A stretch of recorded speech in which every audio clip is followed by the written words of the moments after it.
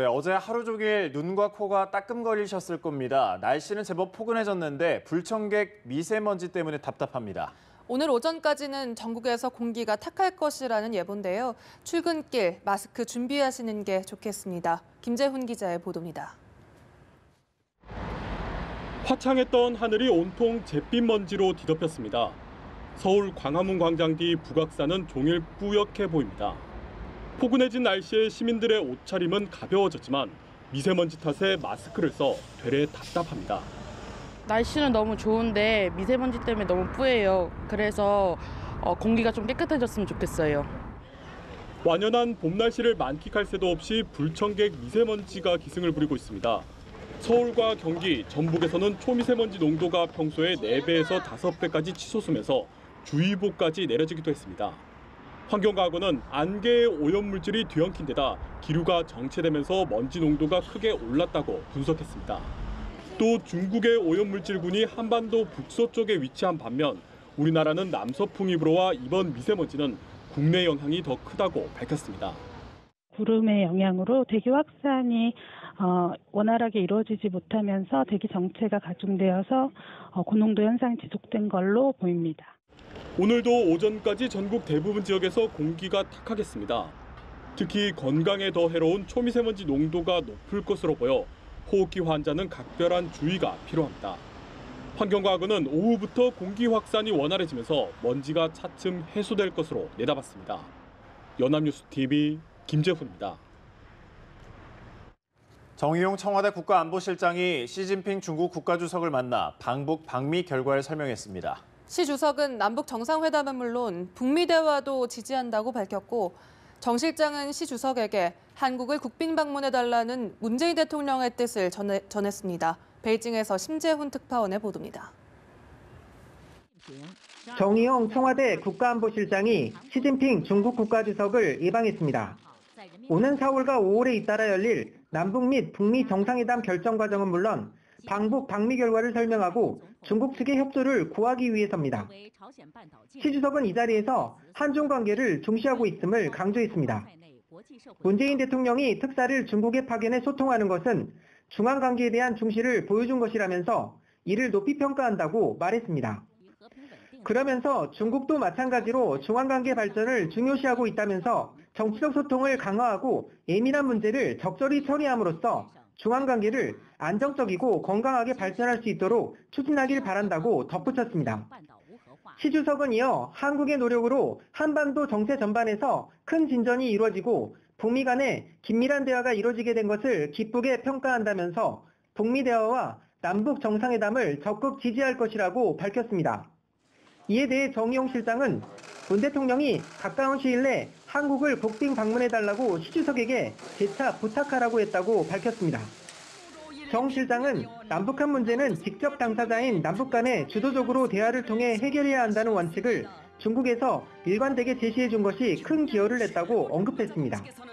그러면서 한반도 비핵화 문제 해결에 중국의 역할이 매우 컸다면서 앞으로 중국과 긴밀히 협력할 것이라고 덧붙였습니다. 정 실장은 시 주석을 접견하기 전 양제츠 외교 담당 국무위원도 따로 만나 후속 조치 등도 논의했습니다. 베이징에서 연합뉴스 심재훈입니다. 서훈 국가정보원장이 고노다로 일본 외무상과 만나 최근의 방북 결과와 북미 정상회담의 결심 과정 등을 설명했습니다. 김의겸 청와대 대변인은 서 국정원장이 어제 오후 3시간가량 일본에서 고노 외무상과 만나 이 같은 내용을 상세하게 설명했다고 밝혔습니다. 또 고노 외무상이 현재 상황에 이르게 한 한국의 노력에 경의를 표한다며 지금은 동아시아의 기적 직전의 상황이라고 평가했다고 전했습니다. 렉스 틸러슨 미국 국무장관이 북미 정상회담과 관련한 것은 북한으로부터 직접 듣기를 기대한다고 밝혔습니다. 아프리카를 순방 중인 틸러슨 장관은 이날 기자들을 만난 자리에서 우리는 북한으로부터 어떤 것도 직접 듣지 못했다며 이같이 말했습니다. 틸러슨 장관은 북미 정상회담과 관련해 어떤 것도 합의되지 않았다며 구체적인 대화는 양측 당사자들을 통해 조용히 하는 게 중요하다고 강조했습니다. 청와대가 남북 정상회담의 재반 과정을 담당할 준비위원회 구성에 속도를 내고 있습니다. 준비위원회 인선을 이번 주 초에 마무리하고 이번 주말쯤 첫 회의를 개최한다는 방침입니다. 김혜영 기자의 보도입니다. 청와대가 남북 정상회담의 실무 작업을 맡을 준비위원회를 사실상 이번 주부터 본격 가동하기로 했습니다. 청와대 핵심 관계자는 정상회담 준비위 인선 작업을 주 초에 하고 주말쯤 첫 회의를 할 수 있을 것이라고 말했습니다. 준비위는 임종석 대통령 비서실장을 중심으로 청와대가 컨트롤타워를, 통일부가 실무를 맡는 안이 유력한 것으로 알려졌습니다. 정부 당국자는 준비위원회가 2007년 2차 남북 정상회담 당시에 준해서 꾸려지는 것으로 안다고 말했습니다. 2007년 2차 회담 때에는 남북 정상회담 추진위원회와 준비기획단이 각각 운영됐습니다. 추진위원장은 당시 문재인 대통령 비서실장이, 준비기획단장은 이재정 통일부 장관이 맡았습니다. 청와대는 우리 측 준비위 구성이 마무리되는 대로 북측과 본격적인 실무 협의에 나설 방침입니다. 남북 정상 간 한라인도 조만간 구축 작업에 착수할 계획인데 이는 아직 협의가 시작되지 않았다고 청와대는 설명했습니다. 청와대 핵심 관계자는 한라인과 관련해 북한과 실무 협의를 해야 하는데 그 협의에 아직 들어가지 않았다고 말했습니다. 한라인은 남북 정상이 집무실에서 직접 통화할 수 있도록 설치하는 방향으로 진행 중인 것으로 전해졌습니다. 연합뉴스TV 김혜영입니다. 네, 정봉주 전 의원이 자신에 대한 성추행 의혹 보도를 대국민 사기극으로 규정하고 해당 보도를 한 언론사를 고소하겠다고 밝혔습니다. 해당 언론사는 후속 보도로 맞대응에 나섰습니다. 나재헌 기자의 보도입니다. 저 정봉주가 호텔 룸으로 A씨를 불러 성추행을 시도한 것으로 보도하여 전 국민과 언론을 속개한 기획된 대국민 사기극입니다. 정봉주 전 의원은 여기자 지망생 A씨가 성추행을 당했다고 주장한 그날을 전후해 자신은 A씨를 만난 사실이 없다고 주장했습니다. 그러면서 교도소 수감을 앞두고 있던 당시 행적이 담긴 A4 용지 17페이지 분량의 자료를 배포했습니다. 정 전 의원은 기사에 나온 성추행 날짜와 장소, 내용이 계속 바뀌고 있다며 여러 가지 문제점을 갖고 있어 믿기 어렵다고 말했습니다.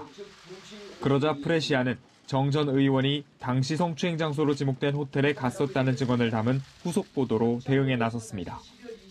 보도에서 정 전 의원의 팬클럽 카페직이었던 닉네임 민국파 씨는 당시 자신이 정 전 의원의 수행비서 역할을 했었다면서 정 전 의원을 해당 호텔에 직접 데려다 줬다고 주장했습니다. 이에 대해서도 정 전 의원은 신빙성이 떨어지는 주장이라고 반박하면서 해당 언론사를 즉각 고소하겠다고 밝혔습니다.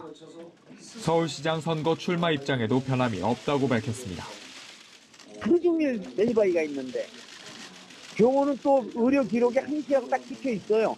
네. 어머니가 올라갈 시간. 그러고는 그 올라가자마자 어머니 얼굴 보고 그쪽 그 여자한테 달려갑니까? 한편 프레시아는 정 전 의원이 의혹을 계속 부인하면 관련 증언을 더 공개하겠다고 밝혔습니다. 연합뉴스TV 나재현입니다.